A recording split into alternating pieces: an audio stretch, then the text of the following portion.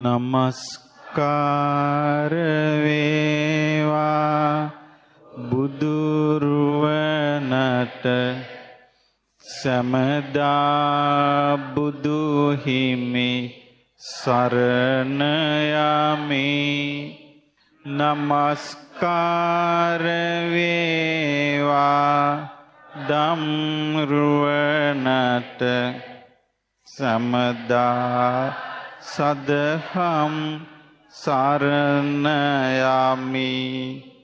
නමස්කාර වේවා සංඝරුවනට සමදා මහා සංඝ සරණ යමි. නමස්කාර වේවා තුනුරුවනට සමදා තිසරණ සරණ යමි. සාදු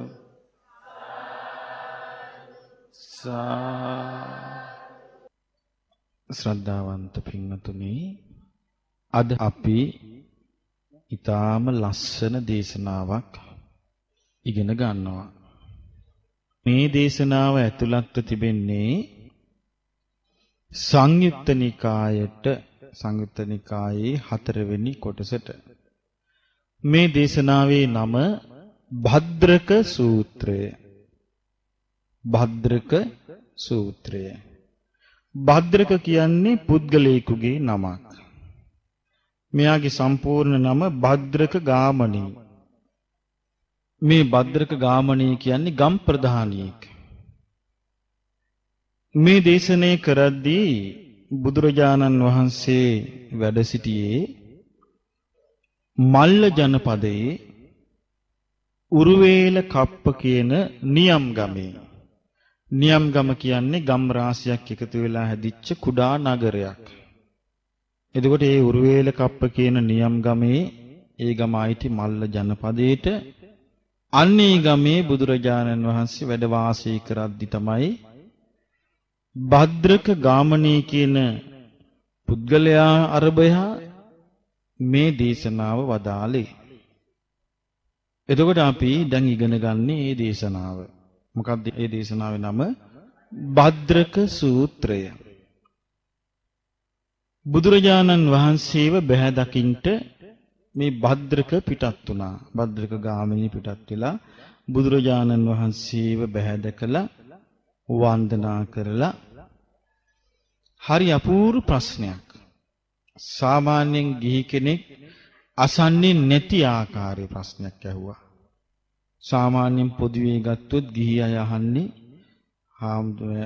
මේකේ තියෙන භාග්‍ය බුදුරජාණන් වහන්සේ අපි මේ මල් සුවඳ විලවුන් දරන අය, අපි කසීසලු පොරවන අය, අපි අමුදරුවන් පෝෂණය කරමින් සිටින අය, ඒ නිසා අපට ගැළපෙන ධර්මයක් දේශනා කරන්න කියලා ඉල්ලා හිටපු දේශනාවල් අපි අහලා තියෙනවා. වේලුද්වාර සූත්‍රය වගේ ඒවා අපි දන්නවා.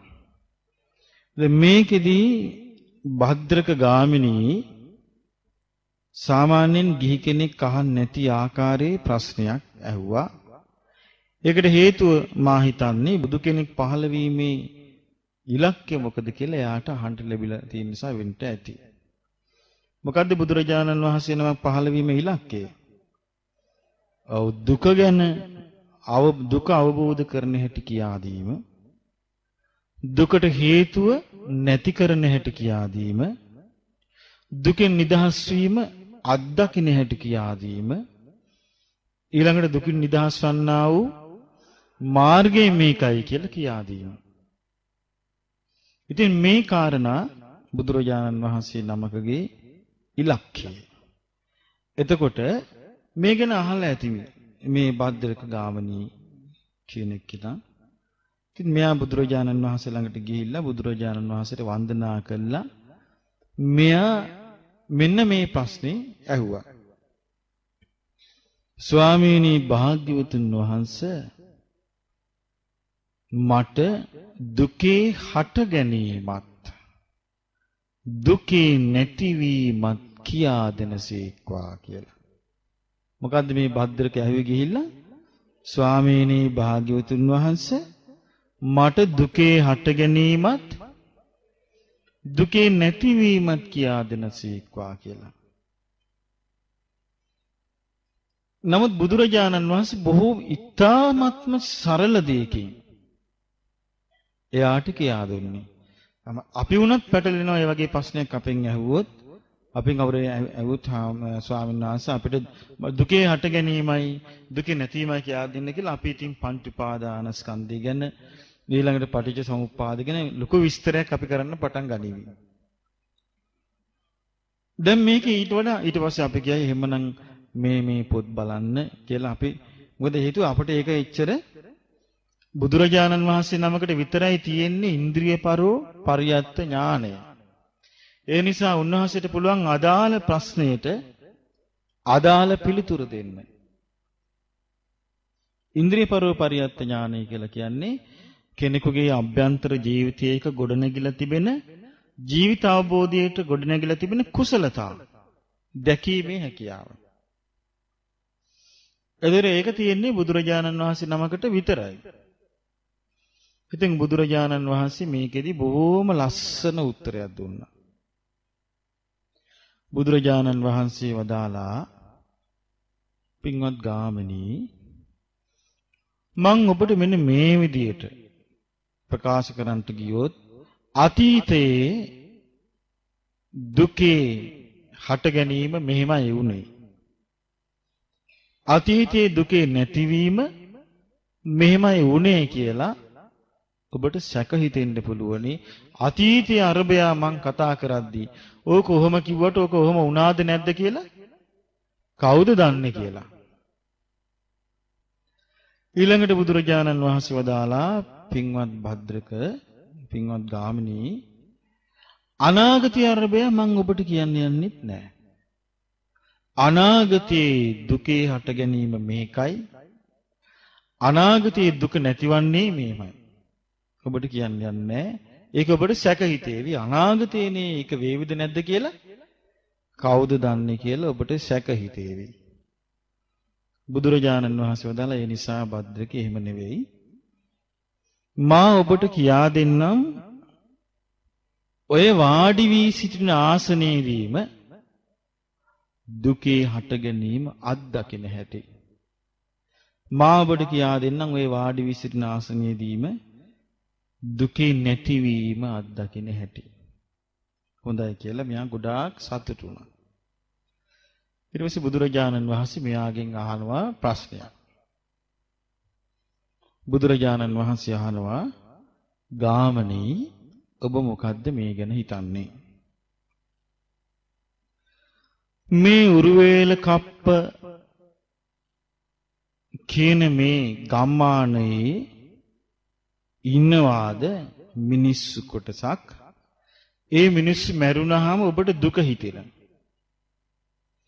ඒ මිනිස්සුන්ට කරදරයක් වුණාම විපතක් වුණාම ඔබට දුක හිතෙනවා. ඒ මිනිස්සුන්ට බලාපොරොත්තු නොවෙච්ච දෙයක් වුණාම ඔබට දුකක්, කනගාටුවක්, ශෝකයක්, වැළපීමක් ඔබේ ඇති වෙනවා නම් ඒ බඳු මිනිස්සු මේ ගමේ උරුවේල කප්ප කියන ගමේ ඉන්නවාද? ඉතින් භද්‍රක ගාමිණී කියනවා ස්වාමීනි භාග්‍යවතුන් වහන්සේ මේ ගමේ ඉන්නවා. මේ ගමේ මිනිස්සු ඉන්නවා. ඒ මිනිස්සු මැරුණොත් මට දුක ඇති වෙනවා. මට ශෝකය ඇති වෙනවා. මං අඬාවි. ඒ මිනිස්සුන්ට කරදරයක් කම්කටොල්ලක් වෙලා බලාපොරොත්තු නැති විපතකට භාජනය වුණොත් මං අඬාවි. මං වැළපේවි. බඳු මිනිස්සු මේ ගමේ ඉන්නවා. බුදුරජාණන් වහන්සේ වදාළ ගාමිණී හරි. දැන් ඒක හරි. එහෙනම් මං දෙවෙනි ප්‍රශ්නේ අහනවා. මේ උරුවේල කප්ප කියන ගමේ ඉන්නවාද මිනිස්සු මැරුණා කියලා ඔබට දුක හිතෙන්නේ නැති? ශෝක වුණා කියලා මිනිස්සු කරදරයටපත් වුණා කියලා විපතටපත් වුණා කියලා ඔබට දුකක් දුම්නසක් හටගන්නේ නැති මිනිස්සු මේ ගමේ ඉන්නවද? බුදුරජාණන් වහන්සේට කියනවා මේ භද්‍රක ගාමිනී ස්වාමිනී භාග්‍යතුන් වහන්සේ එහෙම මිනිස්සුත් මේ ගමේ ඉන්නවා. මේ මිනිස්සු මට උන්නත් එකයි මලත් එකයි. ඒ මිනිස්සුන්ට මොනවා හරි උන්නත් එකයි නැතත් එකයි. ඒ මට ගානක්වත් නැහැ කිව්වේ මේ මිනිස්සුන්ට මොනවා හරි වුණොත්.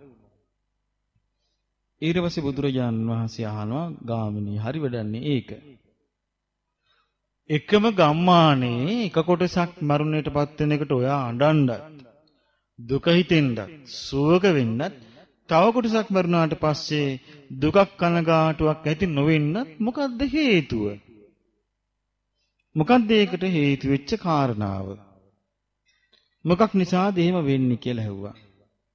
මෙයා හරි නෝනකාරයෙක්. මෙයා කියනවා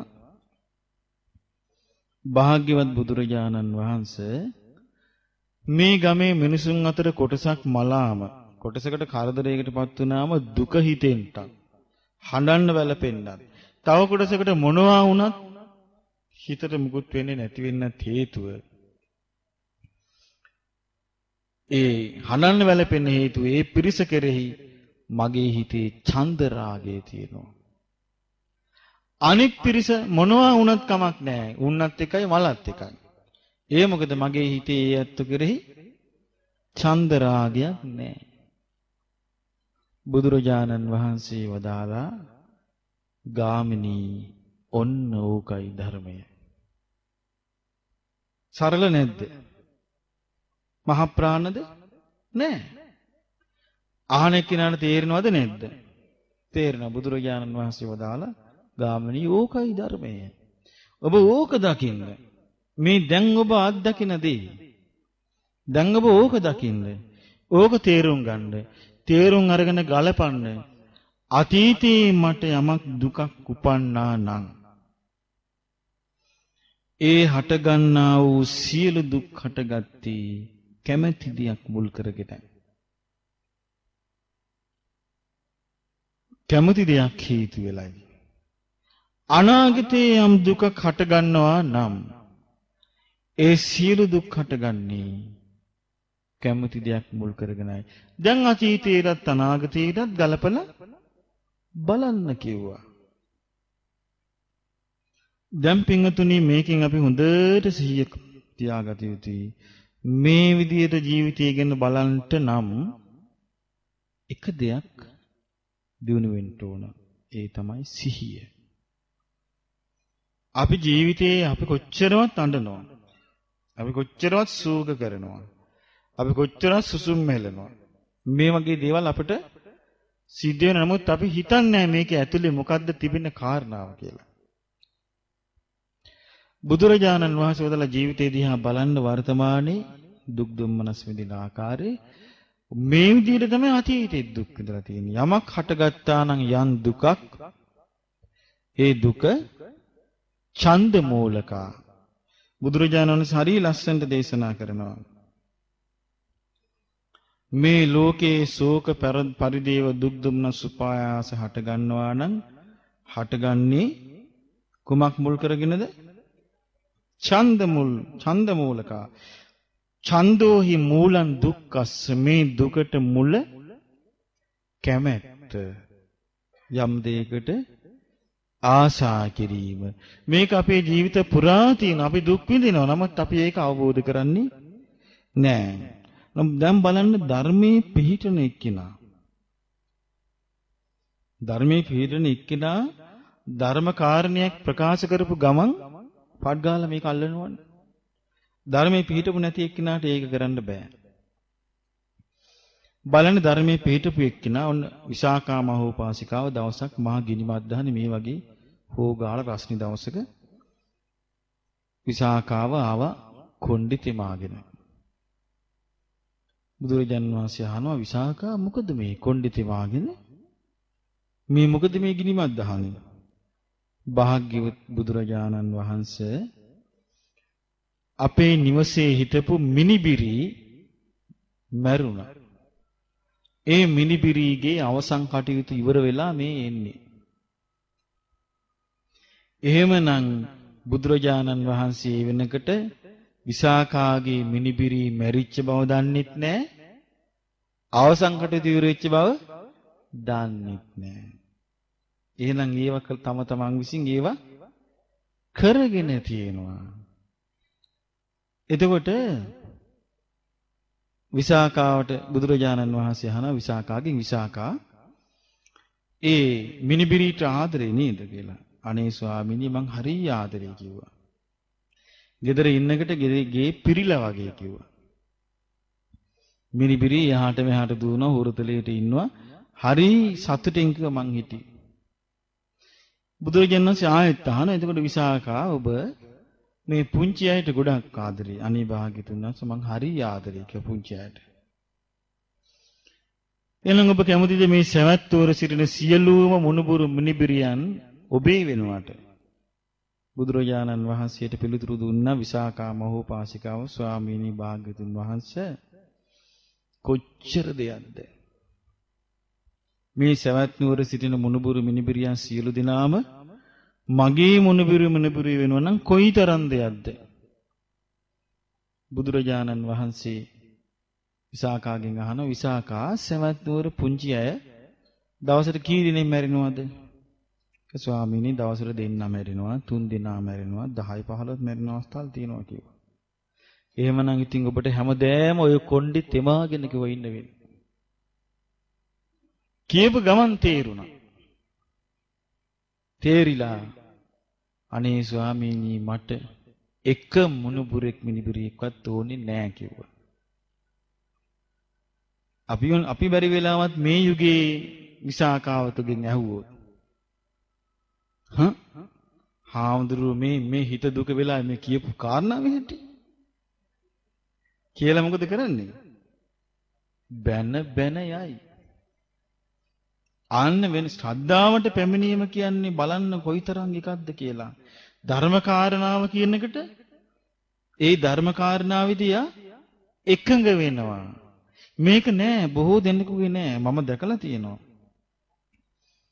මොකද හේතුව සමහරුට චිත්ත පීඩාවක් ඇති වෙච්ච කාරණාව ගැන කියලා දුන්නාම සංසාරේ උපදින තාක් අපිට මේවා සිද්ධ වෙනවා කියලා ඒක අහන්න කැමති නෑ. එයා කැමති ඒක අහන්න නෙමෙයි. කැමති මොකද්ද? කැමති ළඟට අඬ ගහලා අත ගගා අනේ මොනවා කරන්නද ඉතින් මොනවා කරන්නද අපිටත් දුකයි කියලා අපිත් කඳුළු හෙළුවොත් අනේ හරි හොඳ හාමුදුරුවෝ කියයි. ආන් ඒකට තමයි මිනිස්සු කැමති. සත්‍යයට විවෘත වෙන්න නෙමෙයි. දැන් මේකෙත් බුදුරජාණන් වහන්සේගේ ධර්මයේ තිබෙන්නේ සත්‍යයට විවෘත වීම. ඉතින් මේ සත්‍යයට තියෙන විවෘතභාවය මේ ගාමේ කවුද මේ භද්‍රක ගාමිණී තුලත් ඇති වුණා. දැන් මෙයාට කිව්වන අතීතේ අනාගතේ ගලපලා බලන්න කියලා මේක. මෙයා එකපාරට කියනවා ස්වාමීනි භාග්‍යවතුන් වහන්සේ අපේ පුතාගේ නම චිරවාසි. අපේ පුතා ඉන්නේ කියනවා ස්වාමීන් මට පුතෙක් ඉන්නවා මේ පුතා ඉන්නේ දුරබාහිර පළාතක බෝඩින් කරලා ඉන්නේ. ඉතින් මං උදේ පාන්දර ළමෙක්ව මිනිස්සෙක් පිටත් කරනවා මේ පුතාව එක්කන් එන්න කියලා. කියනවා ස්වාමීනි භාග්‍යතුන් වහන්සේ හවස් වෙන්න මගේ හිතට නිකන් පත්තු වෙනවා. මොකද මේ ළමයා තාම නැත්තේ මේ මිනිස්සයා දැන් ළමයා එක්කගෙන ඉන්න උදේ පාන්දර මම පිටත් කළේ තාමත් නැහැ කියලා මම පාර දිහා බලාගෙන ඉන්නවා. දැන් මට තේරෙනවා මේ චන්දරාගෙන් මේක වෙන්නේ කියලා. එතකොට බුදුරජාණන් වහන්සේ වදාලා ගාමිණී එතකොට චිරවාසී කියන ළමයා පුතා හදිසියවත් මල්ලු කරදරයක ප්‍රපත් වුණොත් එතකොට මෙයා කියන ස්වාමීනි භාග්‍යතුන් වහන්සේ මුණොත් මට උහුල ගන්න බැරි දුකක් වේදනාවක් ඇති වෙයි. මගේ ජීවිතේටත් මොකක් වෙයිද දන්නේ නැහැ කිව්වා. එතකොට බුදුරජාණන් වහන්සේ වදාලා එහෙනම් ඔබ මෙහෙම කල්පනා කරන්න කියනවා. මට මේ දුක් දුම්නස් ශෝක වැළපුම් නැතිව ඉන්න පුළුවන් ක්‍රමය මොකක්ද? අන්න එහෙම කල්පනා කරද්දී ඔබට මෙන්න මේක තමයි කියනවා තේරුම් ගන්න තියෙන ධර්මය. යංකින්චි දුක්ඛං uppajjamaනං uppajjati සබ්බන්තං දුක්ඛ මූලං සබ්බන්තං ඡන්ද මූලං ඡන්ද නිදානං ඡන්தோහි මූලං දුක්ඛස්ස. යම් කිසි දුකක් මේ ලෝකේ උපදිනවා නම් ඒ සියලු දුක ඡන්ද මූලකම්. ඒ කියන්නේ කැමැත්ත මුල් වෙලා තියෙනවා ඒ දුකට. ඡන්ද නිදානං. කැමැත්ත තමයි ඒක ඇතුලේ තියෙන එක. ඡන්தோහි මූලං දුක්ඛස්ස මේ දුකට මුල කැමැත්ත. එතකොට මේ දැන් අපි දුක් විඳින්නේ මේ නිසා. නමුත් අපිට අවබෝධ නොවන්නේමත් ඒ කාරණේමයි. ධර්මයේ කරා යන කෙනා හරි විනාශ. දැන් අපි ගම්මු බන්දුල මල්ලිකා. බන්දුල මල්ලිකා දානමය පින්කමක් දවසේ තමන්ගේ නිවසේ දානේ බෙදෙන වෙලාවේ සේවකෙක් ඇවිල්ලා තුන්ඩු කෑල්ලක් දුන්න කලබලෙන් ඇවිල්ලා. එයා බැලුවා තුන්ඩු කෑල්ල අතට අරගෙන බල්ලා මොකද කළේ මේක ගුලි කළා ඉනේ ගහගත්තා. ගහගෙන දාන විදාගෙන ගියා. 16කුගේ අතින් වෑංජන පීරිසියක් වැටුණා. මෙයා බැලුවා. බලනකොට සාරිපුත්ත මහරහතන් වහන්සේ වදාලා උපාසිකාව ඉතින් ඔය කැඩෙන බින්දින දේවල් කැඩිලා බින්දිලා යනවා නෙව කියලා කිව්වා. ඒකට බන්දුල මල්ලිකා කියනවා ස්වාමීනි මේ ලියුම් කෑල්ල පොඩ්ඩක් බලන්න කියලා දුන්නා ඉනේ ගහපු ලියුම් කෑල්ල. බලන්න කිව්වා ස්වාමීනි මේ මගේ මහත්යයි දරුවෝ 32යි සතුරෙකුගේ කුමන්ත්‍රණයකින් මේ මරණයටපත් වෙලා. මේ ලියුම් කෑල්ල මේ බලන්න කිව්වා. මං ඕකට කම්පා වෙන්නේ නැහැ කිව්වා. මම මේක අවබෝධ කරගෙන කිව්වා මේ දම්පැම් පූජා කරන්න. අන්න බලන්න ඒ කියන්නේ එක ක්ෂණයෙන්ම ප්‍රශ්නයක් වෙච්ච ගමන් පඩ්ගාලයාගේ හිත වැටෙන්නේ මොකේද? ධර්මයට වැටෙනවා. ආන්න ඒක වටින්නේ. ධර්මයේ පිටුම නැති එක්කෙනෙක් නම් මොකද වෙන්නේ? බලන්න තිබුණා වෙන වැඩි. එහෙනම් වෑංජන පීරිසිය එයාගේ වෑංජනේ මොකද වෙන්නේ? එහෙනම් ඉස්සලා වැටෙන්නේ එයාගේ වෑංජනිය අතාරිනවා. ඊට පස්සේ මොකද කරන්නේ? කොණ්ඩේ කඩා ගන්නවා. ඊට පස්සේ රෝල් වෙනවා. කියයි මේම අනේ ස්වාමීන් වහන්සේ මම මෙච්චර පින් කළා. මම මෙච්චර දම්පැන් දුන්නා. මට මොකද්ද මේකෙන් උනේ? අන්න මේ බලන්න කියයි. මේ බලන්න මේ මගේ මහත්තයට වෙච්ච දේ. බලන්න මේ දරුවන්ට වෙච්ච දේ. මං කරපු පින්වල විපාක. මෙව්වා. එහෙනම් ස්වාමීන් වහන්සේලාට බැලුම් අහන්න වෙනවා. ශ්‍රද්ධාව නොපිහිටපු එක්කෙනාගේ හිත එකපාරට ධර්මයට විරුද්ධ වෙනවා. ශ්‍රද්ධාවේ පිහිටපු එක්කෙනාගේ හිතට එකපාරට ධර්මයේ සිහි වෙනවා. බලන්න මේකේ වෙනස. මම මේ කියන කාරණේ හොඳට බලන්න මේ සමාජයේ. මේක මේ විදිහ එකක්. ශ්‍රද්ධාව පිහිටපු එක්කෙනාට කොයියම්ම කරදරයක් ආවත් යා ඉක්මනට ධර්මයේ රැඳෙනවා. ශ්‍රද්ධාවේ නොපිහිටපු එක්කෙනා ධර්මයට බණින්න පටන් ගන්නවා. මේක. ඒක ඕනම ආගමක පොදු එකක්. ඒකෙන් අපි දැකලා අනිත් ආගම් වල අහන්න දෙයක් නැහැ මේකේ ශ්‍රද්ධාව ගැන මෙච්චර ගැඹුරින් කතා කරද්දිත් පටලව ගන්නවා නම්. අපි දන්නවා අර ආගමේ ගෙදරක මේ මහත්තයා මැරුණා. උණ ගැරිලා. එයා මැරෙනකම්ම බැන්න මවපු දෙවියන්ට. මාව මැවුව විතරනේ මට උණත් හැදුවා කියලා. මොකද ඒක තමයි හැටි. අවබෝධයේ කරා යනකම්ම මේ ජීවිතයේ අනිත්‍ය ස්වභාවයක් කියලා දකිනකම්ම හැමතිස්සෙම බාහිර ලෝකෙට චෝදනා කර ඉන්නේ. මේ බාහිර ලෝකෙට චෝදනා කර ඉන්න එක සම්පූර්ණයෙන් නැතු යන්නේ අවබෝධය ආව ගමන් පඩ්ගාලා මෙයා ධර්මයට එනවා. අන්න ඒක තමයි බුදුරජාණන් වහන්සේගේ ධර්මයෙන් අපිට උගන්වන පාඩම. එතකොට අපි තේරුම් ගන්න ඕනේ එකපාරට මේක සිද්ධ වෙන්නේ නැහැ. මේකෙදි බුදුරජාණන් වහන්සේ මේ භද්‍රක ගාමීට හිතන්න තවත් කරුණක් ඉදිරිපත් කරනවා. අහනවා එහෙනම් ගාමිණී චුට්ටක් බලන්න ඔබ හිතලා ඔය චිරවාසී කියන්නේ ඔයාගේ පුතානේ. ඒ පුතාගේ අම්මා ගැන චුට්ටක් හිතන්න කිව්වා. අම්මා කියන්නේ ඒතර ගාමිණීගේ කවුද? බිරිඳ. ඒ අම්මා ගැන චුට්ටක් හිතන්න කිව්වා.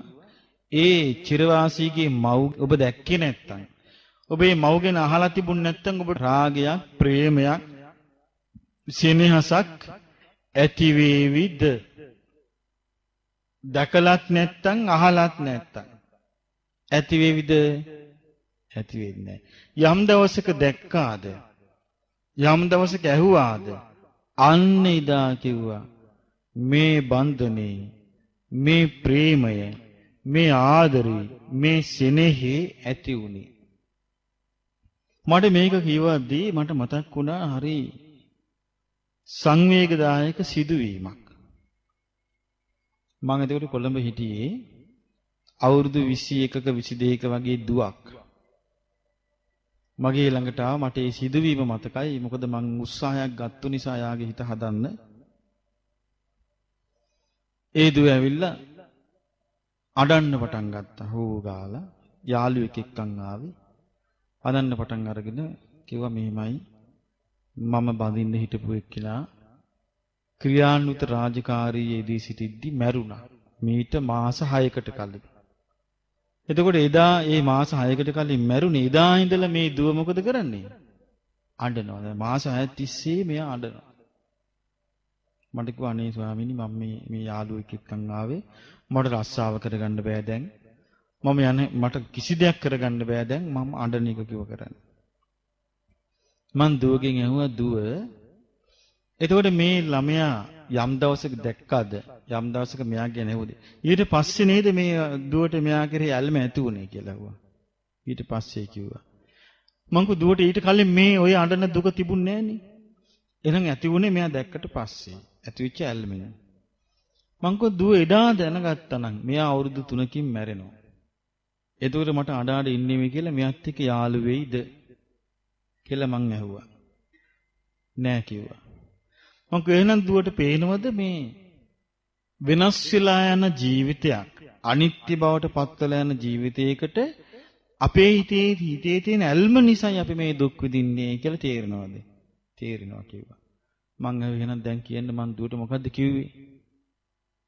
ටිකක් වෙලා හිටියන්ලා කිව්වා මට ඕනේ එයා. හරි දුක හිතෙනවා ඒක දැක්කම පපුව පත්තු වෙනවා. ඒක දැක්කම ඒ කියන්නේ අඬ ඒ කියන්නේ මෙයාට මේ ධර්ම කාරණාව අපි කියනවා. සිහිය පිටවන්නේ නැහැ. සිහිය පිටව ගන්න බෑ. බලන්න මේ මිනිස්සු විඳින දුක් මේ. ඊරස මං ඒ දුවකින් ආයෙත් ඇහුවා. මං කව දුව මේ ඔක්කොටම මුල මේ හිතේ ඇති වෙන ඇලීමනේ. දුවගේ හිතේ මේ ඇලීම නැත්තම් මේ දුක නෑ නේද කියලා ඇහුවා. නෑ කිව්වා. මං කව දැන් බලන්න දුව දැන් මාස 6ක් වෙනවා. දැන් මේ ළමයා ඔයාට දකින්න නෑ. දැන් ඔයාට මේ හොයාගන්න නෑ. පොළොව හැරුවත් හොයාගන්න නෑ. එහෙම කෙනෙක්. ලෝකේ නෑ එහෙම කෙනෙක්. දැන් ඉතින් දුව මේක එහෙම කෙනෙක් ලෝකේ නෑ මේ නැති වෙලා යන දෙයකට ඇලුම් කිරීම නිසා නේද දුක් විඳින්නේ. ඔව්. ඊට පස්සේ මම දුව මොකද මං කිව්වේ මොකද්ද දුවට? එයා මට ඕන. හරිම දුකයි. කතා කළා. හිතට එක වචනයක් යන්නේ නැහැ. මං කල්පනා කළා මේ ඇලුම් කිරීම කියන එක මෙච්චර සිහි විකල් කරනවා. ඇල්ම කියන එක සිහි විකල් කරන එකක්. සතිපට්ඨානෙ සම්පූර්ණයෙන් යාව බැහැර කරන එකක්. යථාර්ථය බැහැර කරන එකක්. ඊට පස්සේ ඒ දුව මං ආයෙ දැක්කේ නැහැ. මට හිතා ගන්න බෑ එයාට මක් වුණාද? එයාට සනීප වුණාද? එයා ඊට පස්සේ රෝහල් ගත කළාද? කිසි දෙයක් දැනගන්න ලැබුණේ නැහැ. ඉතින් ඒ නිසා බලන්න මේ සමහර ජීවිතවලට මේ ඇලීම කොයිතරම් බරපතල විදිහට මේ ජීවිතවලට බලපානවාද? නමුත් එයාට තේරුම් ගන්නත් බැරි ඒකමයි. දැන් මේ අපිට යමක් අහිමි වුණාම අපි මේ අඬන්නේ, වැළපෙන්නේ, ශෝක කරන්නේ හැම එකක්ම වෙන්නේ අපිට සිහිය උපදවා ගන්නට බැරි වීමෙන්. අපේ සිහිය ඉපදෙලා අපි කල්පනා කරනවා නම් ඇත්තටම මේ වෙනස් වෙන දෙයකට නේද මම මේ ඇලුම් කරන්නේ. ඇත්තටම මේ වෙනස් වෙන දෙයකට ඇලුම් කිරීම නිසා නේද දුක් විඳින්නේ කියලා. අපිට ඕනෑම අරුබුදයකදී ඔළුව උස්සගෙන ඉන්න පුළුවන්කම ඇති වෙනවා.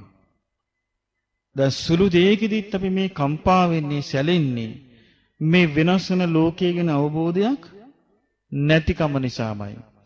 එහෙනම් අපි මේ ලෝකෙට ඇලුම් කරන්නේ මේ ලෝකෙට ඇලුම් කරමින් තමයි අපි දුක් විඳින්නේ. එහෙමනම් අපේ දුක නැතිවන්නේ කවදාද? ඇල්ම නැති වෙච්ච දවසට ඇල්ම නැතිවන්නේ කවදාද? ඇලුම් කරන දේ ගැන ඇත්ත දැකපු දවසට. ඇලුම් කරන දේ කෙරෙහි ඇති ඇත්ත දුටු දවසට තමයි අපි ඇලුම් කිරීම අතහරින්නේ. මේක ගැන බොහොම සරල උදාහරණයක් බුදුරජාණන් වහන්සේ තරුණ භික්ෂුන් වහන්සේලා පිරිසකට දේශනා කළා මෙහෙම. ඔන්න එක පිරිමි ළමයෙකුයි ගෑනු ළමයෙකුයි යාළු වෙලා ඉන්නවා. ඉන්නකොට මේ ගෑනු ළමයා දැන් මේ පිරිමි ළමයා පොතක් බැලුවත් පොතේ මැවිලා පේන්නේ එයාව. වෙන කෙනෙක් දැක්කත් එයා වගේ. කටහඬ ඇහුණත් එයාගේ කටහඬ. මේ වගේ හැමතිස්සෙම ඔළුවේ ඉන්නේ කවුද? එයා. දවසක් මෙයා බලාගෙන යනකොට එයා යනවා වෙන පිරිමි ළමයෙක් එක්ක.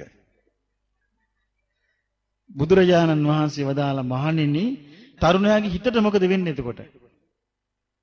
බුදුරජාණන් වහන්සේට පිළිතුරු දෙන ස්වාමීනි භාග්‍යතුන් වහන්සේ තරුණයාට එයා ගැන විශාල දුකක් ශෝකයක් කනගාටුවක් ඇති වෙනවා කිව්වා. කොහොම මොකද මේ එයා ගැන එහෙම දුකක් කනගාටුවක් ශෝකයක් ඇතිවන්නේ? එයාට ආදරේ නිසා එයාව තමා ළඟ පවත්වා ගන්නට ඕනේ නමුත් ඒක බෑ. ඉතින් මෙයා අවවාද කරනවා එයා අහන්නේ නැහැ. ඊට පස්සේ මොකද වුනේ? මේ ළමයා මේ පිරිමි ළමයා කල්පනා කළා මම මේ ගෑනු ළමයෙක් නිසා විඳින දුකක හැටි. මම මේ දුක් විඳිනවා මේ ළමයාට ඇලුම් කිරීම නිසා. එහෙනම් දැන් මං එක දෙයක් කරනවා. මේ ළමයා කෙරෙහි යම් ඇලීමක් තිබුණාද මං ඒ ඇල්ම අද ඉඳලා අතහරිනවා කියලා ඇල්ම අතහරිනවා. ඊට පස්සෙත් එයාව දකින්න හම්බ වෙනවා. එයා යනවා වෙන කෙනෙක් එක්ක. දකින්නවා. දැන් දුකක් හට ගන්නවාද කියලා ඇහුවා. හටගන්නේ නැහැ. මොකද ඇල්ම නැතිවීම නිසා. එහෙනම් අපි හොඳට තේරුම් ගත යුතුයි. අපේ ජීවිතේ පුරාවට පවතින්නේ ඇලීමත් එක්ක සකස් වෙච්ච දුකක්. දැන් ඔබට නිකන් හිතෙන්න පුළුවන් මට නෑ එහෙම එකක්. මට පොඩි දෙයක් මේ සුටුස් ගාලා මං අතාරිනවා. අයියෝ මට මොකද්ද ඕක? නමුත් අහිමි වෙලා බලන්න ඕන. අත්තරින මොහොත එන්න ඕන.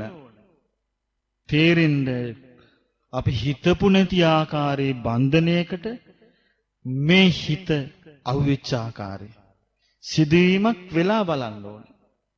අන්න එතකොටයි අපිට පාඩම තේරෙන්නේ.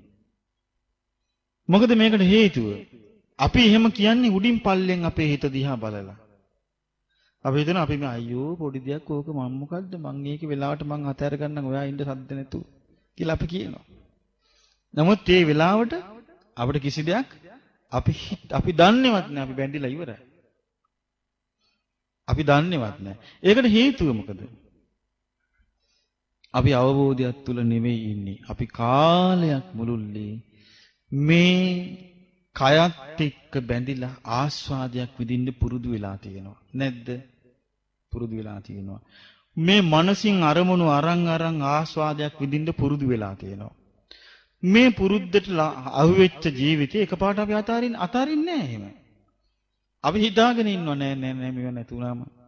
නමුත් අපිට ඒක තේරෙන්නේ නැහැ. නැති වෙච්ච වෙලාවට අපි හෙට මෙහෙට දුවනකට ඒ පැද්දුවත් උපදින්නේ.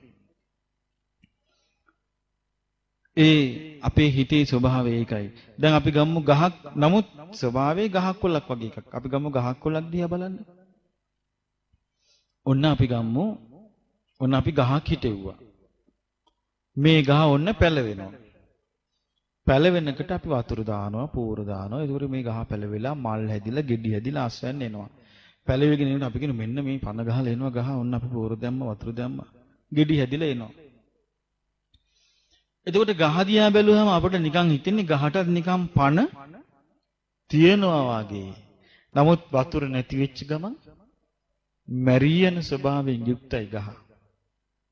මුල් කපපු ගමන් ගහ මැරියන ස්වභාවයට ආйти.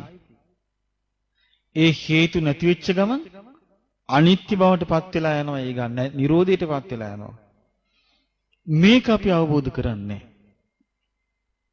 ඒ වගේ බාහිර දෙයකට අවබෝධ කරගන්න බැරි නම් අපිට මේ කය මේ ගොරෝසු කයේ ස්වභාවයත් අවබෝධ කරගන්න අමාරු නම් මේ මායාකාරී විඥානය අපි කොච්චර කාලයක් තිස්සේ ආස්වාද විඳින්න පුරුදු වෙලාද? හොඳට දැන් මම ඔබෙන් අහන්නම් විඥානයේ ක්‍රියාකාරීත්වය ගැන. කොයිතරම් මායාකාරී විදිහට අපි මේක පාවිච්චි කරනවද ආස්වාදයක් විඳින්න? කොහොමද මේ නිර්මාණශීලී මේ මායා ස්වરૂපයක අපි හිතෙන් කෑම හදලා කාලා නැද්ද? ව්‍යංජන ಜಾති හිතෙන් හදලා නැද්ද? හිතෙන් හදලා තියෙනවා. සමහර විට අපි අන්නකට ඔන්න අපි ආස කරන දේක් දැක්කා. කටට කෙලෙන්නේ නැද්ද? කෙලෙනවා. ඒ වෙලේ ඉඳලා අපි මොකද කරන්නේ? හිතෙන් මේක හදලා ගිලිනවා. කරනවද නැද්ද? අපි විඥානේ පාවිච්චි කරන ආස්වාදයක් විඳින්න. මෙවැනි එකට මේක ගොදුරු වෙලා තියෙන්නේ. මේකයි මේකෙන් අපිට ගැලවෙන්න බැරි. හිතෙන් සාරිය අඳින්නේ නැද්ද? ඈ? අඳිනවා. ආභරණ පළඳින්නේ නැද්ද? කොණ්ඩාම වස්ත්‍ර දාන්නේ නැද්ද? හිතෙන් කොණ්ඩාම වස්ත්‍ර දානවා. මගුල් සූට් අඳිනවා, මගුල් ගැල්වල යනවා, වාහන ගන්නවා, ගෙවල් හදනවා, බාල්ලු හදනවා. හිතේ මේව කර කර නෙමෙයි දෙන්නේ. සම්පූර්ණ අපි හිත පාවිච්චි කරන ආස්වාදයක් විදිහින්. හොඳට බලන්න හිතලා තනි වෙච්ච වෙලාවට මොකද්ද කරන්න කියලා. ඒ විතරක් නෙමෙයි. අපි හිතින් එක එක්කිනා මවාගෙන එක එක්කිනාත් එක්ක කතා කරනවා. හිතෙන් බනිනවා මිනිස්සුන්. බනින්නේ නැද්ද? බනිනවා. හිතෙන් පෙම් කරනවා. හිතෙන් බනිනවා. රාණ්ඩු අල්ලනවා. හිතෙන් බන කියනවා. එතකොට මේ ඔක්කොම අපි කරනවා මේ මායාකාරී හිත පාවිච්චි කරලා. මේක කරන්න මොකද වුනේ? අපි මේකට අහු වුණා. මේකට අහු වෙලා අපි මේ තුලින් ආස්වාදයක් විඳින්න පුරුදු වුණා. දැන් මේ තුලින් ආස්වාදයක් විඳින්න පුරුදු වෙච්ච අපි කොහොමද මේක ඉක්මව යන්නේ? අන්න එතන තමයි වැඩේ තියෙන්නේ. දැන් බලන්න මේ කය කෙරෙහි යථාර්ථය දකින්න අමාරු අපි මේ මායාකාරී විඥානීය යථාර්ථය දකින්න කොයිතරම් සියුම්ව කල්පනා කළ යුතුද? අන්න බුදුරජාණන් වහන්සේ වදාළේ ඒකයි සති තේ සම්නිවාරණ. මේක වළක්වන්න තිබෙන්නේ සිහියෙන්. අන්න සිහියෙන් තමයි මේ ඔක්කොම දකින්න ඕනේ. දැන් ඒකනේ බුදුරජාණන් වහන්සේ කායානුපස්සනාවෙන් නවතින්නේ. වේදනානුපස්සනාවෙන් නවතින්නේ. චිත්තානුපස්සනාව නවතින්නේ. ධම්මානුපස්සනාව සතර සතිපට්ඨානයක්ම තියෙනවා. මේ ඔක්කොම තියෙන සිහිය පවත්වන්න. දැන් අපි කියමු ඔබ යම් කිසි දෙයක් ඔන්න හිතින් මවනවා කියලා. මේ සිද්ධියක් තියෙන ඔය වගේ ඒ පොඩි හාමුදුරු නමක් ලොකු හාමුදුරුවන්ට පිරිකරක් අරගෙන එනවා. සිවුරක් හදාගෙන එනවා. ඒ ලොකු ස්වාමීන් වහන්සේ සිවුර බාරගත්තට ඒක පැත්තකට දැම්මා. ඒ ගැන අර පොඩි ස්වාමීන් වහන්සේට මොකද උනේ? කලකිරුණා. එතකොට ලොකු ස්වාමීන් වහන්සේ කිව්වා පොඩි නම මට පවන් ගහන්න කියලා. පවන් සලසල හිටියා. දැන් මෙයාගේ හිතෙන් දැන් ඉතින් මවන්න පටන් ගත්තා. හාමුදුරුවෝ මේක මට බාරගත්තේ නැහැ. මං යනවා ගෙදර. දැන් මෙයා පවන් ගහ හිතනවා දැන්. මං යනවා ගෙදර. දැන් මෙයාට මතක් වුණා ගෙදර ආතෑරපු කුඹුරු කෑල්ල. මම මේක කුඹුර වගා ගන්නවා ආස්වද්ද ගන්නවා. ආස්වැන ටිකක් කෙනෙක්ට මම හොඳ තැනක් බලලා පෙළ වහක් කර ගන්නවා. ඊට පස්සේ බබෙකුත් ලැබුණාම මම හාමිනෙත් එක්ක කැවුම් හදාගෙන එනවා. ලොකු ස්වාමීන් වහන්සේ බලන්න. බැරි වෙලාවත් පොඩි එක්කිනා බිමවත අතෑරුණා. කොහොමද කරන්න කියලා දෙකක් දෙනවා කියලා වටාපතෙන් ඔළුවට ගැහුවා. එතකොට මොකද වුනේ ඒ ස්වාමීන් වහන්සේට? එතකොට ලොකු හාමුදුරුවෝ ඇහුවා පොඩි නම හාමිනේටද ගැහුවේ මටද කියලා ඇහුවා. අන්න එතකොට 100 උපන්නේ මොකද්ද? අන්න හිත දැක්කා. දුවන්න ලෑස්තුණා නෑ ඉන්න අල්ලගත්තා. ඉන්න කිව්වා. ඔන්න හිතේ ස්වභාවය කිව්වා. ඔන්න හිතේ ස්වභාවය අවබෝධ කරගන්න. අපිටත් ඔය වගේ දේවල් වෙන්නේ නැද්ද? තනියම hina යන අවස්ථා නැද්ද? හිතෙන් මවාගෙන අපි ඉඳෙද්දි අපිටම නිකන් මේ හුලං යනවා වගේ බුකුස් ගාලා යනවා. තනියම කේන්ති යන අවස්ථාවල් එන්නේ නැද්ද? එනවා. තනියම කඳුළු වෙන අවස්ථාවල් නැද්ද ඇස් වලට? එනවා. බලන්න මේ විඥානය අපි පාවිච්චි කරන හැටි. එතකොට අපි අවබෝධයක් පිණිසද පාවිච්චි කරන්නේ ආස්වාදයක් විඳින්නද? ආස්වාදයක් විඳින්න පුරුදු වෙච්ච ජීවිතයක් තියාගෙන අපි යථාර්ථයක් දකින්න නැතුව දුකින් නිදහස් වෙන්න කල්පනා කරනවා. පුළුවන්ද? අන්න එනම් අපි තේරුම් ගන්න ඕන බුදුරජාණන් වහන්සේ වදාළ මේ ධර්ම මාර්ගය දියුණු කර ගැනීමේදී ඒකයි මේකේ වැඩපිළිවෙලක් තියෙන්නේ. බුදුරජාණන් වහන්සේ වල සතිපට්ඨානය දියුණු කරන්න කිව්වා. උන්වහන්සේ දේශනා කළා මේ ආස්වාදයක් විඳින්න පුරුදු වෙච්ච මේ ශරීරය වෙන් වෙන් කරලා බලන්න කිව්වා. මේ කේස්, මේ ලොම්, මේ නියපොතු, මේ දත්, මේ සම කියලා මේ වගේ ශරීරයේ කොටස් ඔව් වෙන් වෙන් කරලා සීසීකඩ කරලා බලන්න කිව්වා. මේ ආස්වාදයක් විඳින දේ තුල තිබෙන ඇත්ත తত্ত্বය. දැන් අපි මේක කොච්චර බලන්න කල්පනා කළත් අවබෝධය කියන එක අපි හිතන තරම් වේගෙන් සිද්ධ වෙන්නේ නැහැ නේද? සිද්ධ වෙන්නේ නැහැ. එහෙනම් අපි මේකෙන් තේරුම් ගන්න කොයිතරම් බලවත් අවිද්‍යාවක්ද මේ හිතේ තිබෙන්නේ. අපි පුරුදු වෙලා තිබෙන්නේම කය මුල් කරගෙන ආස්වාදයක් විඳින්න. අපි පුරුදු වෙලා තිබෙන්නේම වේදනාව මුල් කරගෙන ආස්වාදයක් විඳින්න. අපි පුරුදු වෙලා තිබෙන්නේ සිත මුල් කරගෙන ආස්වාදයක් විඳින්න. අපි මේ හැම එකකින්ම ආස්වාදයක් විඳින්න පුරුදු වෙලා තිබෙනවා. ඒ බඳු ජීවිතයක් අන්න බුදුරජාණන් වහන්සේ ඊට පස්සේ පෙන්වා දෙනවා ධාතු වශයෙන් බලන්න. ඉරියව්ව හොඳට තමන් හැසිරෙන ඉරියව්ව දිහා බලන්න. අතපය හසුරනකට, එනකට, යනකට, ඇවිදිනකට හොඳ සිහියෙන් බලන්න කිව්වා. ඊළඟට බුදුරජාණන් වහන්සේ වදාලා මරණයකටපත් වෙච්ච මලකුණක් පස් වෙලා යනකම්ම හිතෙන් මෙනෙහි කළා ආන් ඒ විදිහට මේ ශරීරයටත් ඒ වගේ ස්වභාවයක් උරුමයි කියලා නුවණින් විමසලා බලන්න කිව්වා. ඊළඟට විඳින දේවල් ගැන සිහියෙන් බලන්න. ඊළඟට ආස්වාස ප්‍රස්වාසය මුල් කරගෙන හොඳ සිහියෙන් බලන්න කිව්වා. මොකද මෙහෙම බලන්න කියන්නේ? අර මනසෙන් අපි හදා ආස්වාදේ විඳින එක විනාශ කරන්නයි. අපිට එකපාරට කරන්න බෑ ඒක. ඒකට මොකක්ද ඕනේ? ඒකට ඕනේ ලොකු වීරියක්. ඒකට ඕන කරනවා ලොකු වීරියක්. හැම තිස්සෙම නුවණින් පිහිටුවාගෙන හිතන්න පුළුවන් වීරියක්. මොකද හිතේ ස්වභාවය ඒක හැදි අනේක. මොකද අපි කාලයක් තිස්සේ මේ හිතට මේ ස්වභාවයට ඉඩ දීලා හිත නිකම්ම දැන් ඒකට ඇදිලා යනවා. ඒ නිසා හොඳ සිහිය පිහිටවලා නුවණ පිහිටවලා ඔන්න විමසා බලනවා යා.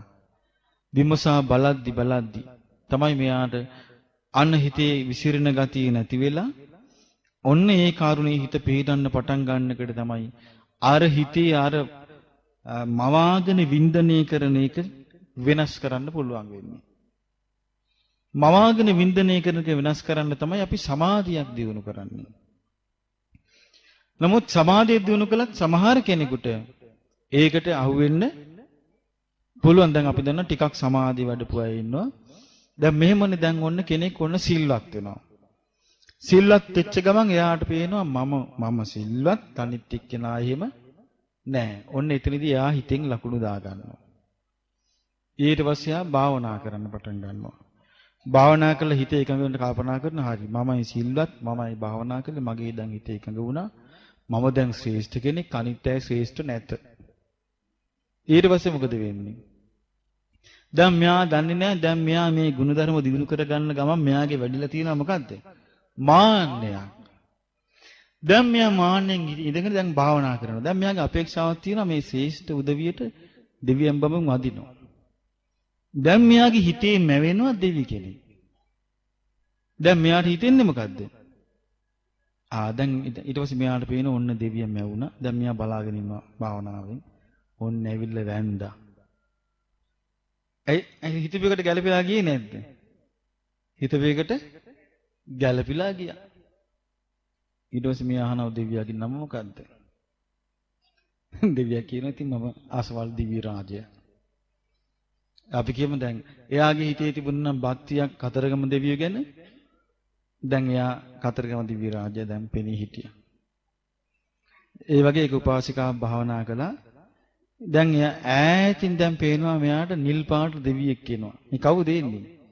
විශ්ලී වෙනවා මල් මාලයක් අරගෙන. දැන් මෙයාගේ බලන්නේ මේ මනස හැදිලා තියෙනවා දැන් එතෙන්ට.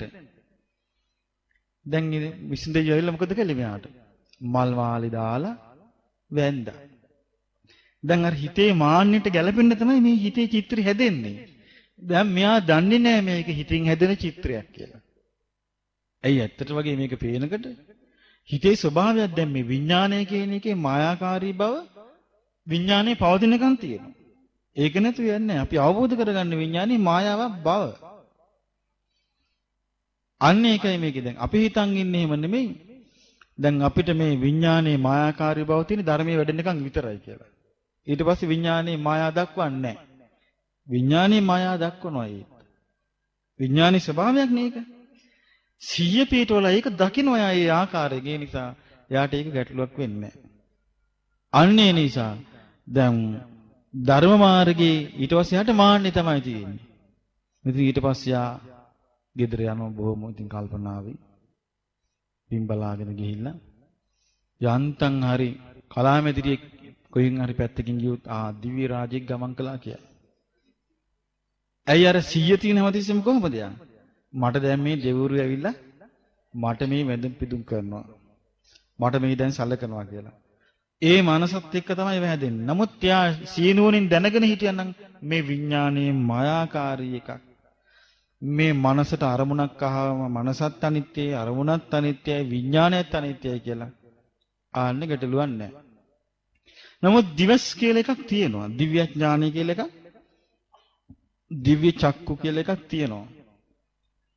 ඒක මේ 4 වෙනි ධ්‍යානයේ දක්වා දියුණු කරලා හිට ලබා ගන්න එකක්. මට මතකයි එක සිදුවීමක් තියෙනවා.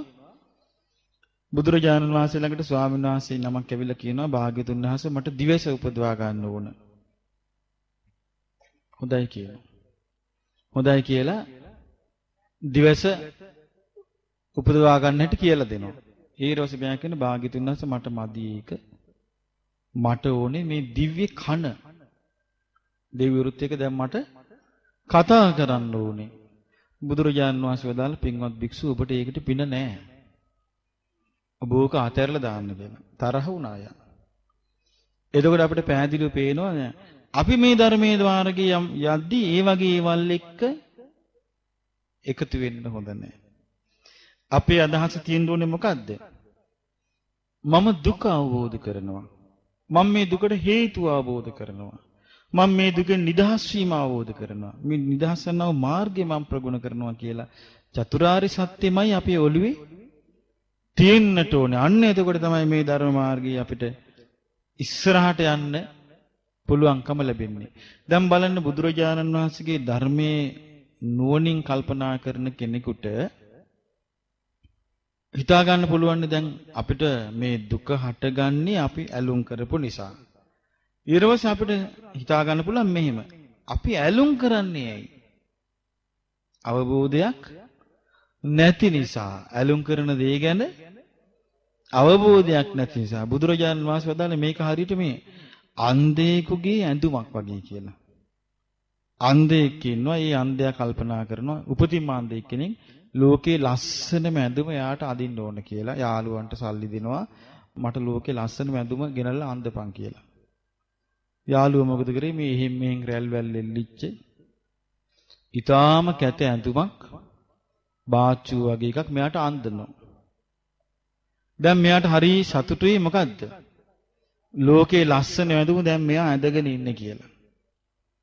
නමුත් මෙයා සතුටු වෙන්නේ ඇස් නොපෙනෙන නිසා. ඊට පස්සේ මොකද වුනේ? මෙයා දැන් හැරමිටි ගහගෙන යනවා හැමතැනම මේ බලාපල්ලා මගේ ඇඳුම කියලා.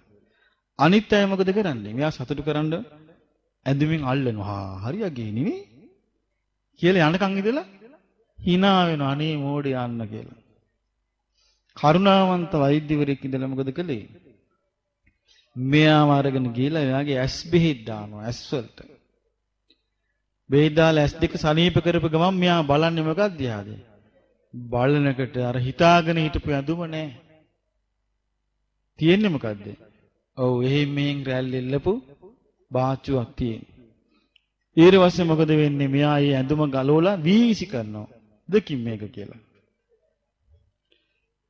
ආන්නේ වගේ කියනවා බුදුරජාණන් වහන්සේ පෙන්වනවා මේ ඇස කන නාසය දිවකය මන කෙරෙහි අපි යථාර්ථය දැක්කනම් ආන්නේ දාට තමයි අපි මේව අතාරින්නේ. දැන් අපේ ධම්මේ තියෙන හැට මොකක් හරි වුණොත් අපිට දුකක් හට ගන්නවාද නැද්ද? හට ගන්නවා. මොකද්ද හේතුව ඒකට? ඇලීම.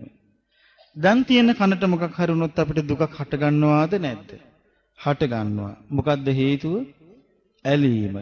දැන් මේ තියෙන නාහිට මොකක් හරි වුණොත් දුකක් හට ගන්නවාද නැද්ද? හට ගන්නවා. මේ ශරීරයට මොකක් හරි වුණොත් දුකක් හට ගන්නවාද නැද්ද? හට ගන්නවා. මේ හිතට මොකක් හරි වුණොත් දුකක් හට ගන්නවාද නැද්ද? මොකද හේතුව? අපි බොහෝ ආසාවෙන් මේක පරිහරණය කරන්නේ. බුදුරජාණන් වහන්සේ වදාළ මේකේ ඇත්තම බලන්න කියලා. මේකේ ඇත්ත විමසලා බලද්දී මෙන්න මෙයාට මේකේ ඇත්ත ස්වභාවය තේරුම් ගත්තොත් එතකොට අනිත්‍ය වෙනකොට එයාට අමුත්තක් නෑ ඒක. මොකද එයා දන්නවා අනිත්‍යදී අනිත්‍යයි කියලා. ඊළඟට ඒක වෙනසිලා යනකොට එයා දන්නා වෙනසිලා යනදී වෙනසිලා යනවා කියලා. තමාගේ වශයෙන් පවත්වන්න බැරි වෙනකොට එයා දන්නවා මේක අනාත්ම දෙයක් කියලා. එහෙනම් අපිට මෙන්න මේක අවබෝධ නොවීම නිසායි අපි මේ ආශාවෙන් බැඳලා ඉන්නේ. මොකද්ද? අනිත්‍යදය අනිත්‍යයි කියලා අපිට අවබෝධයක් නැහැ. දුක්දය දුකයි කියලා අවබෝධයක් නැහැ. තමාගේ වශයෙන් පවත්ව ගන්නට බැරිදී තමාගේ වශයෙන් පවත්ව ගන්නට බැරි බව අවබෝධයක් නැහැ. එහෙනම් අපි ඒක අවබෝධ කරගත්තොත් මොකද වෙන්නේ? දුකට මුල් වෙච්ච ඡන්දය නැති වෙලා යනවා. ඒක නේ බුදුරජාන් වහන්සේ වදාළේ යථාභූත ඥානය ඇති කරගත්තොත් අන්‍යයට ඇති වෙනවා කලකිරීම. නිබ්බිදාව. නිබ්බින්දං විරජ්‍යති.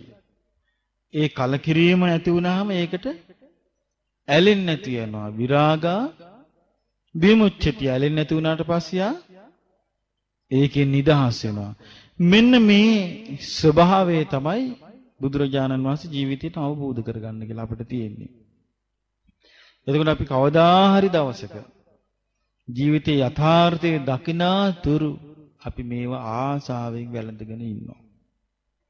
ඒක අපි නිකන් හිතාම අනේ මට නම් එපා මට නම් දැන් ආසාව නැති කරගන්නම යෝනි කිව්වට කවදාවත් එහෙම නැතිවන්නේ නැහැ. ඒකට අවබෝධ ආර්ය අෂ්ටාංගික මාර්ගයේ අනුගමනය කරන්නම ඕනේ. එහෙම නැතු වෙන කිසිම පිළිවෙලකින් මේක නැති කරගන්න ක්‍රමයක් නෑ. මොකද හේතුව තමා තුළ හටගත්තු එකක්. තමා තුළ ඇතිවෙච්ච ප්‍රශ්නයක් තමාමයි මේක විසඳ ගන්නට. අන්න ඒකයි බුදුරජාණන් වහන්සේ මේකෙදි ගොඩක් පෙන්වා දීලා තියෙන්නේ වීරිය ගැන. දැන් බුදුරජාණන් වහන්සේගේ ධර්මයේ විශේෂත්වය ඒකයි. මේක හැමතිස්සෙම පෙන්වා දෙන්නේ කාටද දෙන්නේ මේක කරන්න වැඩි? තමන්ට වගකීම පවරන්නේ. වීරිය කරන්න කියනවා. අකුසල් වලින් මිදෙන්න වීරිය කරන්න. කුසල් දියුණු කරගන්න වීරිය කරන්න කියනවා. ඊළඟට සිත දමනය කරන්න වීරිය කරන්න කියනවා. හිත පාලනය කරන්න. ජීවිතය අවබෝධ කරගන්න වීරිය කරන්න කියනවා. මෙන්න මේ වීරිය මුල් කරගෙන තමයි බුදුරජාණන් වහන්සේගේ ධර්මයේ දියුණු කරන්නට පුළුවන්කම තියෙන. වීරිය නිකන් තිබිලා බෑ. අපිට උවමනා කරනවා අවස්ථාවෝචිත ප්‍රඥාවක්. අවස්ථාවට උචිත ප්‍රඥාවක්. ස්ථානෝචිත ප්‍රඥාවක්. ස්ථානෙට උචිත ප්‍රඥාවක් ඕනේ. ඒ කියන්නේ දැන් අපි හොඳ සිහියෙන් ඉඳලා ඒ වෙලාවට කරන්න ඕන දේ දැන් මම මේ වෙලාවේ කළ යුත්තේ මේකයි කියලා හොඳට සිහියෙන් යුක්තව තීරණ ගන්නට පුළුවන් වෙන්න ඕන. තමන්ටත් යහපත පිණිස අනුන්ටත් යහපත පිණිස පවතින ආකාරයට. අන්න ඒක තමයි නියම නුවණ. එතකොට වීරයෙන් යුක්තව නුවණෙන් යුක්තව සිහිය දිනු කරන කෙනා තමයි සතිපට්ඨානෙ දිනු කරලා සීලය දිනු කරනවා සමාධිය දිනු කරනවා ප්‍රඥාව දියුණු කරගන්නවා. එතකොට අපි හොඳට තේරුම් ගන්න ඕන. පින්වතුනි ඉබේ සිදුවෙනකන් බලාගෙන ඉන්න ඉපා කිසි දවසක ඉබේ සිදුවෙන්නේ නැහැ. ඇයි ඒ? දැන් මේ පටිච්ච සමුප්පාද ධර්මයක් නේ මෙතන සකස් වෙවි තියෙන්නේ. ඒකත් එක්කම මේක ඇතුලේ තියෙනවා තනිකර මිත්‍යා මාර්ගයක්. මොකද්ද මිත්‍යා මාර්ගය? අවිජ්ජා කියන්නේ මොකද්ද? චතුරාර්ය සත්‍ය නොදැනීම. ඒක මිච්ඡා දිට්ඨි. මිච්ඡා දිට්ඨිය යම් තැනක තියෙනවා නම් මිච්ඡා සංකප්ප තියෙනවා. මිච්ඡා වාචා තියෙනවා. මිච්ඡා කම්මන්ත තියෙනවා. මිච්ඡා ආජීව තියෙනවා. මිච්ඡා වායාම තියෙනවා. මිච්ඡා සති තියෙනවා. මිච්ඡා සමාධි. මේ මාර්ගයේ දැන් අපි ඇබ්බැහි වෙලා ඉන්නේ. ඉතින් මේ මාර්ගෙන් එළියට එන්න නම් නිදහස් වෙන්න නම් තමන් විසින්ම හිතාමතා සැලසුම් කරගෙන කරන්න ඕනේ. ඉතින් ඒකට අර මේ කණෙන් අහලා අනිත් කණෙන් අතෑරියා වගේ නැතුව මොකද කරන්න ඕනේ? හොඳට හිතට ගන්න ඕනේ මේ ධර්ම කාරණා. හිතට අරගෙන හිතේ පිහිටුවා ගන්න ඕන. හිතේ පිහිටුවා ගැනීමෙන් තමයි දිනු අඩු ගානේ මේ ජීවිතේදී අපි කියමු කෙනෙකුට සෝවාන් වෙන්න ලැබුණා කියලා. ඒක මං හිතනවා මේ වචනේ මුළු මේ මහා පෘථිවිය ජයගත්තාටත් වඩා ශ්‍රේෂ්ඨ එකක්. බුදුරජාණන් වහන්සේගේ ධර්මයේ සඳහන් වෙන්නේ පතව්‍යා ඒක රජ්‍යේන සග්ගස්ස ගමනේනවා මුළුමහත් පෘථිවියට අධිපති වෙනවට වඩා ඒ වගේම එක පියවරකින් ස්වර්ගයට යනවට වඩා සබ්බ ලෝකාධිපත්තේය සියලු ලෝකයට අධිපති වෙනවට වඩා සූතාපට්ටි ඵලං වරං සූතාපට්ටි ඵලයයි ශ්‍රේෂ්ඨ කියනවා. ඒ මොකද? ආන්නයාට මුළු ලෝකෙ ජයගත්තට වඩා වටිනවා. අඩු ගණනේ කෙනෙකුට සෝවාන් වෙන්න චතුරාර්ය සත්‍ය ධර්මය අවබෝධ කරගන්න අදහසට පැමිණුණොත්. හැබැයි මෙහෙමයි ඉතින් මේක මම කිව්වේ අර බනින්න ලෑස්ති වෙන එකට බයින පැත්ත ගන්න ලෑස්ති වෙලා නම් කරන්න බෑ. කවුරු හරි බයිනකට එයා එකපාරට බනින්න පැත්තට යනවා. එහෙම කරන්න බෑ. මෙයා ඉන්නවනේ කොයි පැත්තේද? මෙයා හැමදෙස්සෙම ඉන්නවනේ බයින පැත්තේ නෙමෙයි ධර්මයේ පැත්තේ. ධර්මයේ පැත්තේ ඉන්න එක්කෙනා තමයි මේ ධර්මයේ අවබෝධ කරගන්න සුදුසුකම් ඇති කරගන්නේ. ඒ තමයි ශ්‍රද්ධාවට පැමිණිලා. කොමකට පැමිණිලාද? ශ්‍රද්ධාවකට පැමිණිලා. ඒ නිසා මේ ශ්‍රද්ධාවකට පැමිණෙනවා කියන්නේ මේ මූණ බලාගෙන hina වෙනවා වගේ වැඩක් නෙවෙයි. ඒක පැය 24ෙම තියෙන එකක්. ඒ ශ්‍රද්ධාව කියන එක මේ මලප්පහන පූජා කරන වෙලාවට විතරක් තියෙන, පාන්සලකට ගියපු වෙලාවට විතරක් තියෙන, අනිත් වෙලාවට නැති අර හකුරු හදන මිනිහගේ වැඩේ වගේ එකක් නෙමෙයි මේක. හකුරු හදන මිනිහ දන්නවනේ නේ රජුරවන්ට කිව්ව රජතුමනි හකුරු හදන්නේ මේ උඹ හකුරු හදන්නේ කොහොමද කියලා ඇහුවා. රජතුමනි මම මේ හකුරු හදන්නේ රත්තරන් භාජනයක දාලා රත්තරන් හැන්දකින් කාල්ග ගා රිදී ගල් තුනක් උඩ තියලා ඔව් සුදු හඳුන් දර දාලා උඩට උඩුවියන් බැඳලා මුඛ වාඩම් බැඳගෙන මම මේ හකුරු හදන්න කිව්වා. බොහොම හොඳයි උඹේ හකුරු හරි රසයි මං වෙලාවක එන්නම් කිව්වා. වෙලාවක රජුරෝ ගියා. යනකොට ඔව් පැල් පොතක දාඩිය දාගෙන කාසි කබල් වළඳක ආකුරු හදන දාඩිය වීච් කර උඹ එදා කියේ මොකද මේ මොකද්ද කියලා ඇහුවා. රජතුමනි එහෙම තමයි කිව්වා මේක කියද්දි. ඒ જાතියේ ශ්‍රද්ධාවක් නම් එපා. ශ්‍රද්ධාව ඕනේ කොහොමද? එයා පෞද්ගලික ජීවිතය එයාගේ අවබෝධයට හැමතිස්සෙම ලං වෙච්ච එකක් වෙන්න ඕනේ. එයාගේ ශ්‍රද්ධාව අවබෝධයට ලං වෙච්ච එකක් වෙන්න ඕනේ. ඒක මේ සුළු එක එක අලකලංචි හැදුනාම වෙනස් වෙන එකක් නොවිය යුතුයි. අන්නේ ශ්‍රද්ධාවන්තයා යම් කිසි කෙනෙකුට ඒ ශ්‍රද්ධාව තියෙනවා නම් බය වෙන්න එපා. ඒ කියන්නේ අපිව ආරක්ෂා කර ගන්නවා ඒ ශ්‍රද්ධාව විසින්. ඒ ශ්‍රද්ධාව විසින් අපිව රැක ගන්නවා. ඒ ශ්‍රද්ධාව විසින් අපේ ගුණධර්ම ආරක්ෂා කරලා දෙනවා. ඒ ශ්‍රද්ධාව විසින් අපිව ධර්මයේ කරා ගෙනියනවා. ඒ ශ්‍රද්ධාව විසින් අපිව අධර්මයෙන් බේරනවා. ඒ ශ්‍රද්ධාව විසින් අපිව සම්මාදිට්ඨිය යොදවනවා. ඒ ශ්‍රද්ධාව විසින් අපිට වීරිය ඇති කරලා දෙනවා. අපිට නිවන් මඟ යන්නට උපකාර කරනවා. එහෙමනම් ඒ ශ්‍රද්ධාව මේ පැයකට දෙකකට තියෙන එකක් නෙවෙයි. ඒ ශ්‍රද්ධාව හැමතිස්සෙම තවන් තුල තියෙන එකක්. මේ ඇසක් කනක් වගේ. මේ ඇස්කම් කියව ඇඳුම් වගේ නෙමෙයි. ඇඳුම් නම් හැමතිස්සෙම තියෙන එකක්. මේක ගැලෙවුවා ඊළඟ එක දාගත්තා. අනිත් එක ගැලෙවුවා ඊළඟ එක දාගත්තා. ඇස්කම් ආදී එහෙම නෙමෙයිනේ. කන් දෙක මේ කන ගලවලා ඊළඟ කන හයි කරනවාද? නෑ, මේක හයි වෙලා තියෙනේවුවා. ආන්නේ වගේ තමයි ශ්‍රද්ධාව. බුදුරජාණන් වහන්සේ කෙරේ ඇති වෙන පැහැදීම ඒ වගේ එකක් වෙන්න ඕන. ධර්මයේ කෙරේ ඇති වෙන පැහැදීම ඒ වගේ එකක්. බුදුරජාණන් වහන්සේගේ ශ්‍රාවක සංඝ රත්නයේ කෙරේ ඇති වෙන පැහැදීම මේ වගේ එකක්. අන්නේ ශ්‍රද්ධාවන්ත කෙනාගේ හිතට හැමතිස්සෙම යනවා මම හරි මාර්ගයේ ඉන්න කෙනෙක්ද? හැමතිස්සෙම එයා කල්පනා කරනවා මගේ ශ්‍රද්ධාව කොහොමද? බැරි වෙලාවත් යාගීත චුට්ටක් කියහම වුණොත් ශ්‍රද්ධාවෙන්. එයා කලබල වෙලා ආයෙ ශ්‍රද්ධාවේ පිහිටුව ගන්න මට මේව හිතන්න හොඳ නෑ මං වගේ ශ්‍රද්ධාවන්ත කෙනෙක් කියලා. ආන් එහෙම හිත රැක ගන්නවා. අන්න එහෙමයි මේ ශ්‍රද්ධාව දියුණු කරගන්නේ. ශ්‍රද්ධාවන්ත කෙනා මේ බුදුරජාණන් වහන්සේගේ ධර්මයේ ඉස්සරහට යනවා. එයා අවබෝධ කරගන්න කල්පනා කරනවා. එයා හූමිටි තියන්නේ නැහැ. හූමිටි තියෙන පළාතේ අම්මා කෙනෙක් මට ඇවිල්ලා කිව්වා අනේ ඉස්සෙල්ලා ඇවිල්ලා අඬන්න ගත්තා, වැළපෙන්න ගත්තා. මම කිව්වා ඇයි අම්මා?